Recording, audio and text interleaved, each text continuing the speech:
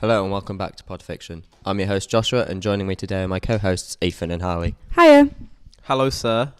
And also joining us today is our special guest, Abby. Hello. So unfortunately this week we are not allowed to talk about what we were planning to talk about. So yeah, that's it for this week. Join us next week for, what is it, Ethan? Idiocracy. Idiocracy. I said it right this time, yay.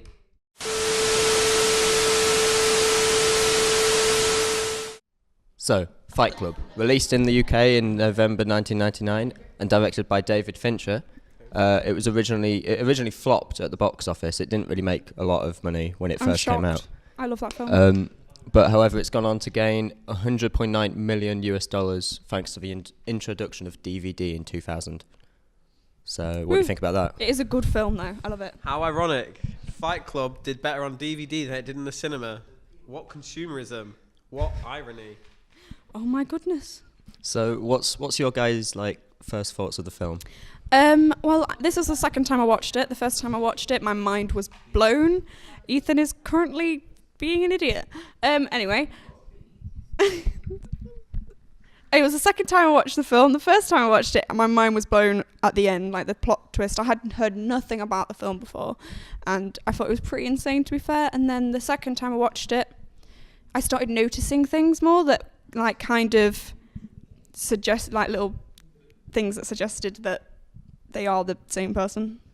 So the little flash bit Are you on at the beginning. about the glitches in the beginning? beginning? Glitches in towards the beginning, and there was a couple of other bits as well that I noticed. Like certain things some people said, like the fact that what was her name? What was the girl's name? Marla and Tyler were never in the room at the same time, and I wonder why that was. I also think I've got a bit here about the glitches, and basically Tyler Durden, the character, pops up for 1/24th of a second, I think 5 times during the first kind of quarter of the movie, and a lot of people missed them the first time. I missed them the first time. This was the first time. I saw a glitch, but I didn't notice what it was. If that's yeah. I didn't realise it was a person, and then I realised obviously the second time I watched it. This was the first time watching the film for me, but someone had spoiled it to me. I knew the twist, and I'd seen the end before as well, but I noticed the glitches in it. I could still kind of make sense that they're kind of not foreshadowing, but they're hinting towards the end and what's going to happen. So, Ethan and Abby, do you have any thoughts of Fight Club? Well, I think we should get the master film studies expert, Abby Chatterton. Read the reviews, people. My God. Oh no. They're the best. What's there to say about Fight Club? Oh, yeah. I think we should start with how you don't like it. Very controversial opinion there. Well, it's not mine. I think you should explain it. Also, hold the microphone. Why don't you like... I can see... Just explain it to me, because you've told me why, and I can sort of see why you don't like it. Why don't I like it? Well, the reason why Abby Chatterton doesn't like it is because one thing you said was that all the lines sound like an edgy 13-year-old on Tumblr, you know? They do sound like that. And I can sort of see where you're coming from. Some of the lines are on the verge of bit of an edgelord. Actually a little bit of an edgelord. The lines did sound like they were trying too hard, like an edgy 13-year-old on Tumblr. Everything's a copy of a copy of a copy. Oh wow. Whoa, just let go. There are some lines that are a little bit but then it makes me think weirdly because I don't like to think oh my God, that's too edgy, because then I could just watch another movie and be like, oh, that's fine, but then it'd be edgier. It's all about interpretation. Yeah. As everything is. Read last week's RoboCop review. God's sake, Jesus Christ, that was so good. You idiot people. Oh, let's talk about Edward Norton's character. Oh boy, what a void of personality. He's labelled as the narrator, isn't he? In fact, both of them are. They're both labelled as the narrator in the credits because obviously if you kind of name one Tyler Durden, then it kind of spoils it, maybe. In the script, Brad Pitt's Tyler, and Edward Norton's character is Jack. Did you know that Brad Pitt got paid, I think, 7 times more than anybody else? Even Edward? I think even Edward, yeah, he got... Because at that time, he hadn't, rose to fame yet. Yeah, he did. He did a History X. Yeah, but at that point, it was, a couple of months in between it? So he kind of... It hadn't hit yet. God, Edward Norton.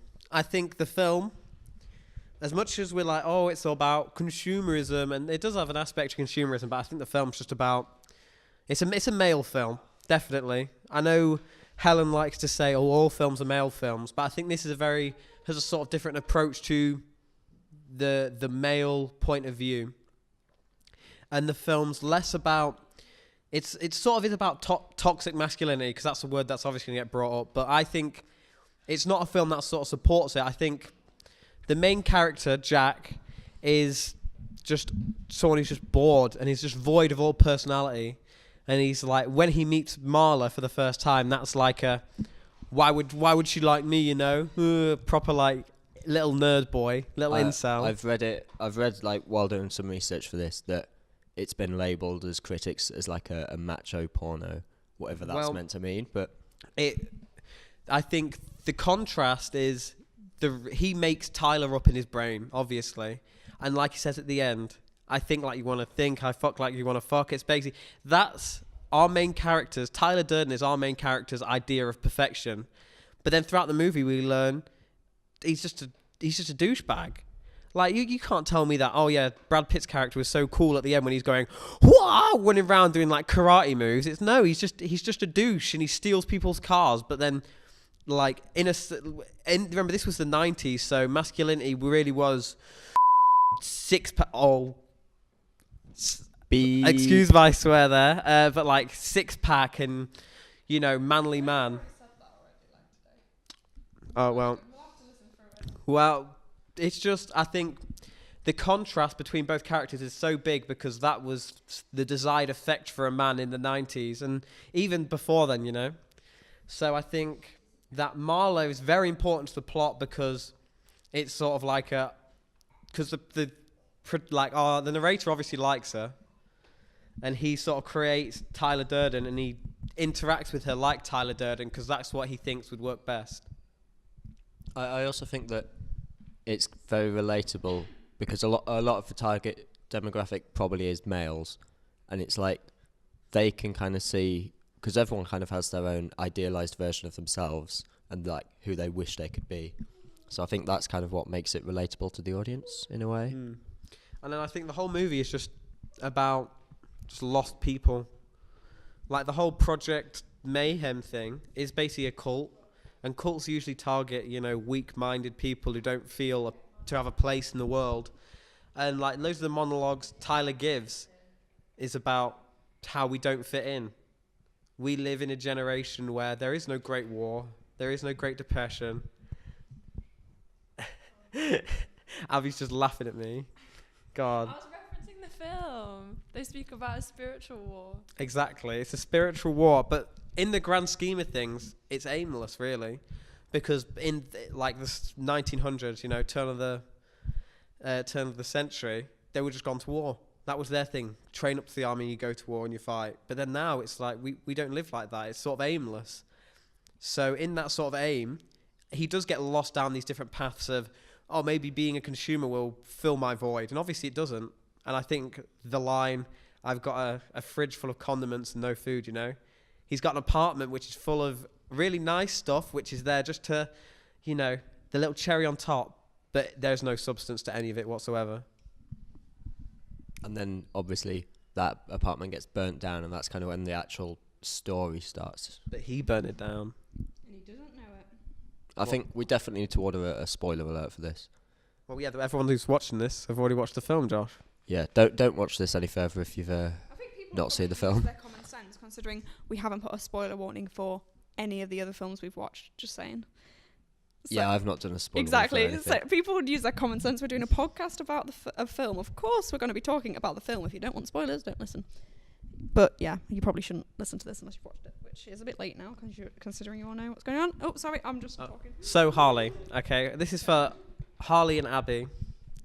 So as a lady, do you think you watched this film differently to how me and Josh would have watched it? And did you get anything out of it that would have been different to me and Josh? I'm completely honest, I didn't even notice half of the toxic masculinity stuff. I was kind of like, I'm losing my mind lately. I don't know. I didn't even notice. Brad Pitt. Brad Pitt's hot. He's hot, but he's just a douchebag. He is a douche. Oh, okay, yeah, to be fair, yeah. He is a douchebag. I don't know. If I knew someone like him, I'd probably punch him in the face several times. Wearing rubber gloves. Oh my god. But no, I don't really know what to say. I've already forgotten your question. Well, Abby, you seem to be sat there holding the microphone. Do you think you took anything away from the movie that me and Josh wouldn't have? From like a female point of view. I feel sorry for Marla. That's something I noticed. I feel sorry for Marla. There's David Fincher, the director. He was on a panel at Comic-Con, and he speaks about how one time his daughter brought a friend home called Max, and Max was like, "Oh my God, Mr. Fincher, Fight Club is one of my favorite films." And Fincher said to his daughter, he was like, "Just never talk to Max again." I think it says a lot about men in particular when they tell you that Fight Club is one of their favorite films, especially because there's so many ways to interpret why it's their favorite film. I think it's one of those films that a lot of people self-insert themselves into. Yeah. And most of the time I think it's for the wrong reasons, where people are just like, "Oh, I'm so troubled," or "I'm just like Edward Norton." Oh god. Oh, don't want to get into it, it's horrible. I just think, I would just go back to Marla. What was I saying? I feel sorry for her, yeah. Because, like, she was a bit, I'm not going to lie, a bit weird. That's the best description. I do get why you feel sorry for her, because, like, at half the time because obviously the narrator doesn't know who he is half the time. It's like, is he Tyler, is he not? So it's the fact that there's two sides to him, and she gets the worst from it, really, because of the fact that... Because he doesn't know what he's doing to her. So she thinks he's like, I love you, whatever, being all and then he like great completely with it. blanks and it. then, she doesn't exist. And I think, you know what, even guys without multiple personality are like that. So, not all guys, some are. Some guys are like that, not gonna lie. But it's like, it just, it irritates me. The whole, like... Marla, what's her name? Marla, sorry, I don't know what's going on today. Marla, I think it's quite realistic in that sense that a lot of women would probably relate to her, but then some guys might think they relate to the narrator. I'd like to, sorry, after you. I think Abby's point is a good point. I think, it is a really good point, Never really looked at it like that before. Very insightful. Because the way I never looked at it was, you brought up the whole, David Fincher story. And it was just like, I never really thought about how just like certain people could have took it as oh yeah, this film speaks to me. I like it just because some of the lines are pretty cool. And I think it's a masterclass in sort of writing. But I think just like, I'd never really thought about how people could sort of self-insert themselves and enjoy Fight Club for the wrong reasons. I think that most people probably enjoy it for the wrong reasons. So isn't like in the general majority of like the public, like just the average viewer, especially men, self-inserting into Edward Norton's place. Oh, my life's so hard. But I never really thought of it like that. But then now I look at it, I'm just like, okay, I can see how that is pretty toxic, because the guy literally has an alternate personality, and obviously deep down craves to have like be in charge of everything. And it's like, as much as it's like we talk about how Brad Pitt is a douche, it's sort of and a bad guy. It sort of also reflects on the main character, because that's what he strives to be. And I think that is a weird thing about the male identity and toxic masculinity in general, is that in like most of the time men have this weird idea of like aspiring to be something like terrible and horrible. But you also can't blame them for it. Oh yeah, obviously. Like I think it's like a society thing as well. Like I think it sort of links in with we live in a society. I think it sort of links into American Psycho as well. The whole like, because that has a very whole like male, the peak of male perfection. And I think while American Psycho is sort of targeted at men and women Fight Club is more a man film where it's like Brad Pitt is like people see him as like the peak, like look, Harley just said Brad Pitt was hot. He's the Chad. He was hot, but I see him as a prick, and that's annoying because that's just so realistic. Not gonna lie. But then some people don't care about if it's like, oh, what a douchebag. They just care about people seeing them as hot and like everything. You know? think that's It's also like the difference. It's like the male gaze, but the other way around now. Yeah, female I gaze. think that's what the difference is between the male and the female audience, is that the females will see him as like, oh, okay, he's hot, but he's a complete knob. While most of the male audience will be like, I want to be like him. Like, that's my aspiration. Like, everything he does in that film, I want to be. I want to be powerful. I want to be kind of good looking and not toxic, but I want to control things, I guess. And I think that's kind of where the two perspectives on it differ. Sorry, guys, I don't know what's going on today. I had so much stuff to say about this film, but my brain just went blank the second I started speaking. So, yeah, I think it also sort of strays from like sort of power fantasy, you know? Yeah. Because like in the film is a very modern film, 1990, I believe, 1999. Yeah, 1999. So this is just before the turn of the millennia. So it's sort of like the start of this age where it is, you know, mostly about grow up, go to work. I read somewhere that it aspires a lot to millennials, the younger kind of generation, aspiring to be not the characters in the film, but they were like, okay, I see the point. I like society's doing this, and I want to be new. I want to be different. But I think that's why it flopped in the theaters. But when it came out on DVD a few years later, like a lot of the younger audience went, "Oh, I'll buy that and I'll get that." There's a case that I want to bring up, and it was a teenager in Manhattan. He got arrested because he tried bombing a Starbucks store. Like, it didn't kill anyone, didn't injure anybody, but he bombed it. I've read two different reports. One says he was 19, one says he was 17. But it's kind of that age, like, going into kind of adulthood. So he was arrested for it and claimed that he did it because of Fight Club.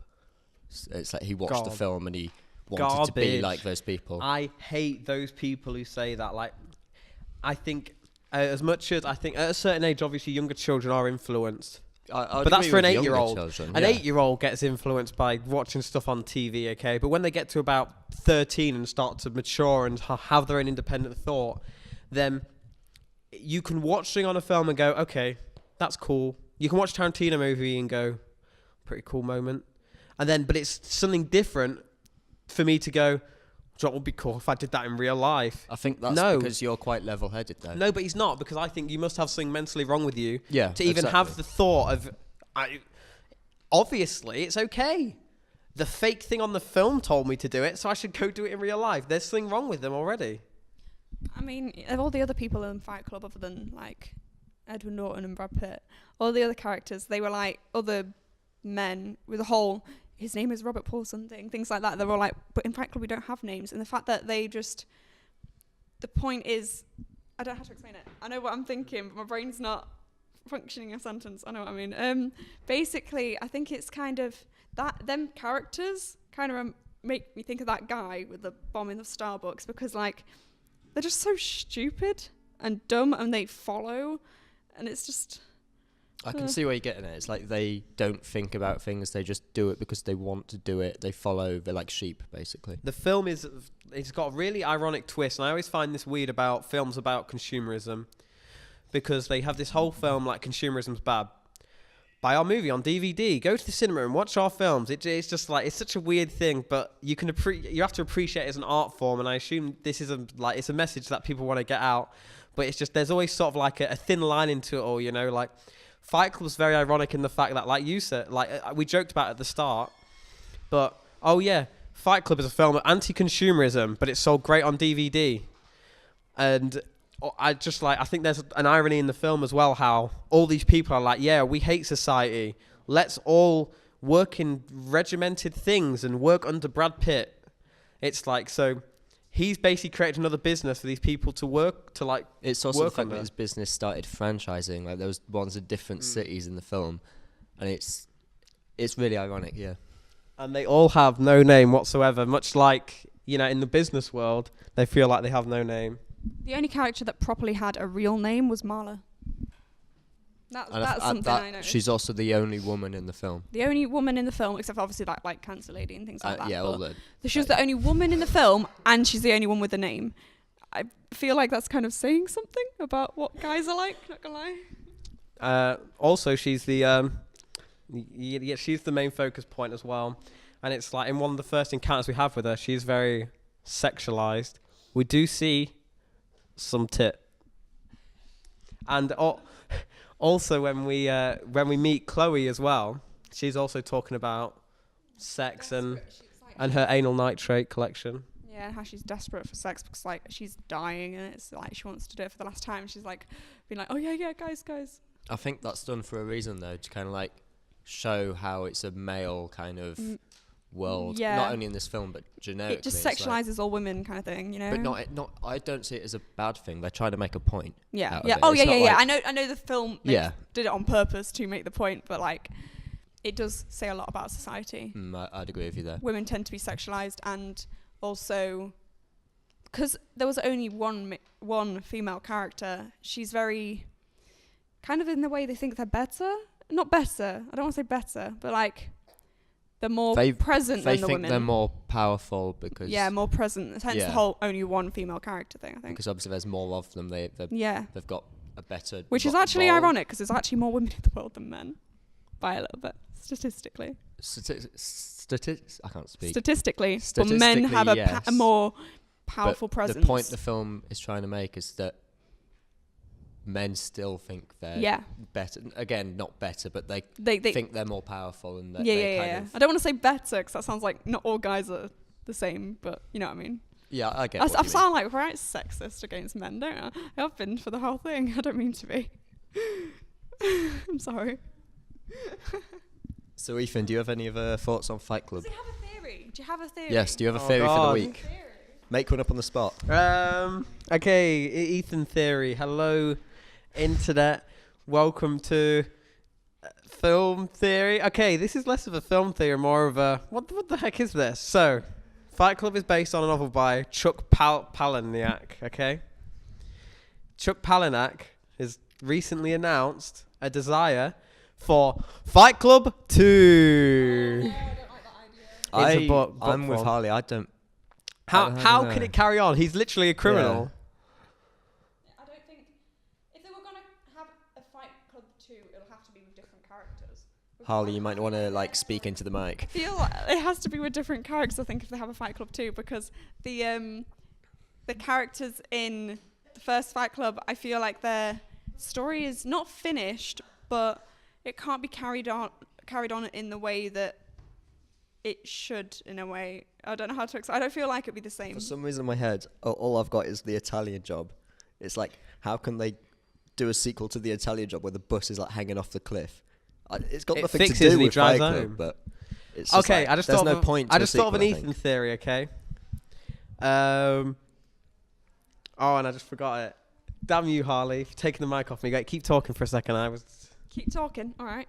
I just think that if there was a Fight Club 2, it would ruin the first one in a way, because I think they're just so desperate. Because yes, it ended up being successful. Yeah, a lot of people like it, but I think that's why they're doing it. They're not doing it for what the meaning of the film anymore. I feel like they're just desperate to be like, oh look, there's another one. It's like Disney when they make second films and sequels for things. It's just not the same. Ruin the film, but I just don't see the point in a second. I don't It's think not I gonna don't achieve see, anything. I for don't me. think I feel like it'd ruin it for me. I think it is like I'd Disney. just choose not to watch it. It's if they made a genuinely second like one. Disney. Disney does that. Any time there's a sequel, not every time, but a lot of the time, sequels don't tend to be the same, because Fight Club it has that deep meaning behind it, and it's such an insane film that if they made a sequel, I feel like it would take the meaning away. It would just be consumerism, you know? People want another film, so they're gonna make it. Does anyone actually know what the sequel would be about?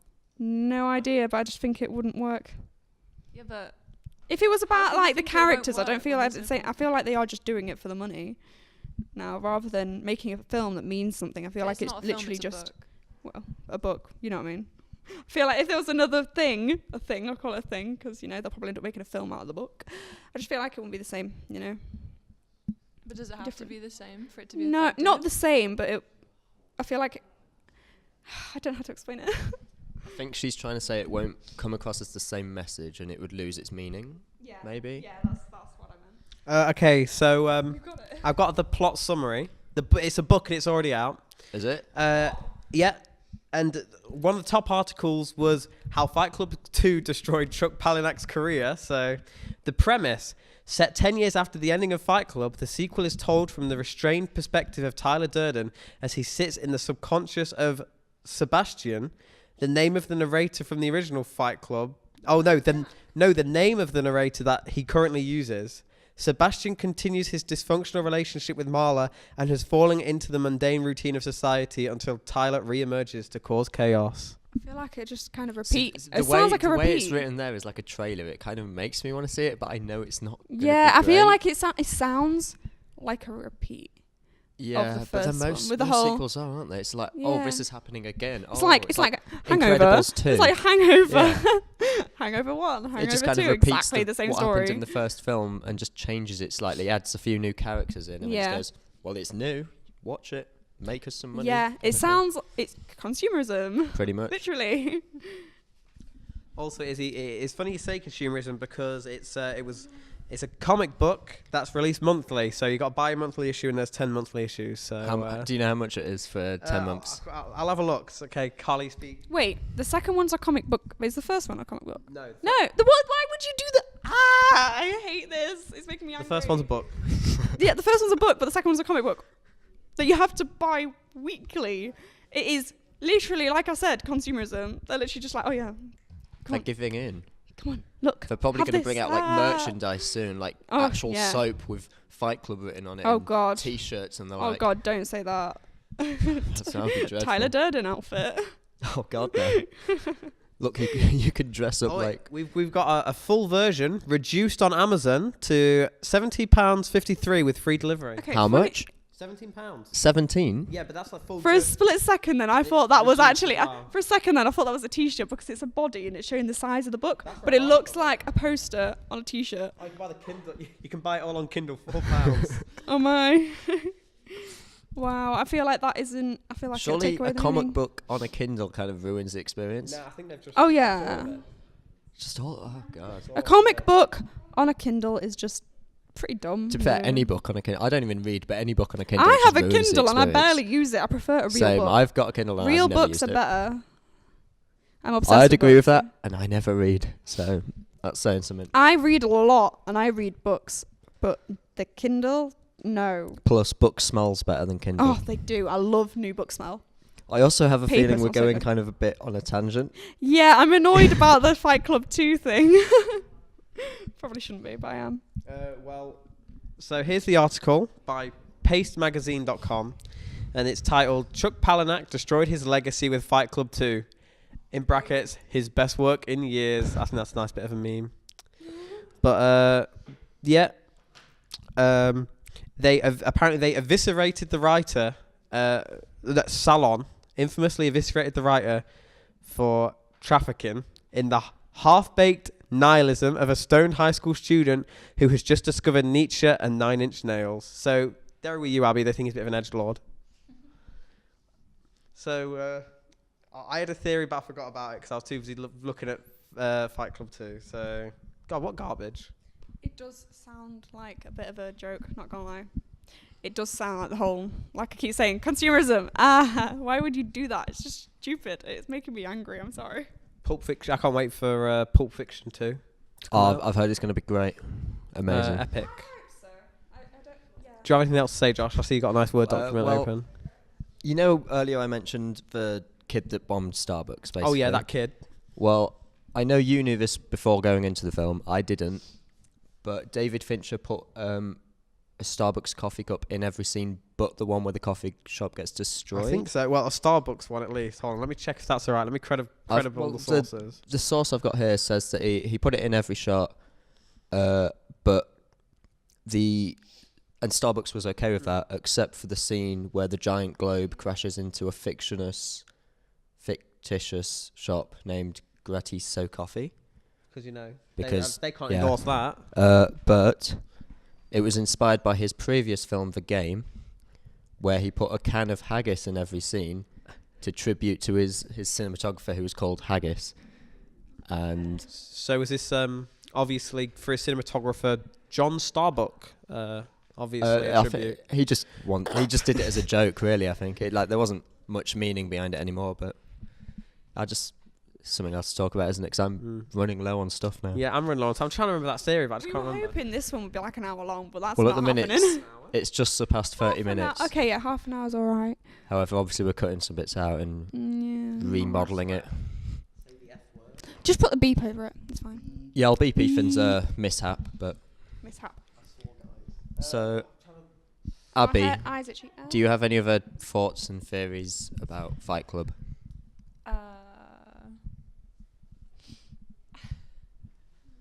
You can't put genius on the spot, Josh. Is Fight Club just an elaborate Starbucks commercial? That's my theory. I think, yeah. You got the sexualization when they've got the boob. You've got the action when the building blows up. And that's all you need, really, in an advert. That's also really ironic, considering it's anti-commercialism. It's so weird. And then that was like by Starbucks. Like I said, it's a film just about irony. The whole film is it just is so a ironic. satire anyway, so it's not It's like a satire of a deadly itself. serious film, but However, there are some lines that are a bit edgelord. I think we're running so low. Let's end this. Next week, Pulp Fiction 2. No, it's Idiocracy. Ha ha! He couldn't pronounce it before. What were you saying before? Idiocracy. Idiocracy. Idiocracy. Is it idiocracy? I couldn't Ethan? spell it. I know how to say it now. Now he does. He didn't. I don't know who directs it. I'll yeah, bleep you might that want out to as well. bleep that out as well. I don't know You who just directs straight it, up but I know insulted it's me. by the guys who did not Phineas and Ferb, the other one. Beavis and Butthead, that's the one. Fire. I also don't think my mic's working. Let's all Yes, chant it is. fire. Oh, it's by who directed this? We're so unprepared for this. It's got Terry Crews in. Does it? I mean, I know who produced it. Directed by Mike Judge. Beavis and Honestly, Butthead. Never heard of it. Fire. Everyone chant fire. Fire. I've Fire. That's a Beavis and Butthead joke. I've never seen it. Really? No, never. Fire. seen it, but I'm just saying fire along with you. Fire. I think on this point we should wrap up. Everyone chant fire. No, Fire. I refuse. Fire. There's an episode where they chant fire. What, all episode? No, just for a little bit. So yeah, thank you for listening to Podfiction. Join us next time for Idiocracy. So thank you, Abby, Thanks for having me on the show. and thank you, Ethan and Harley.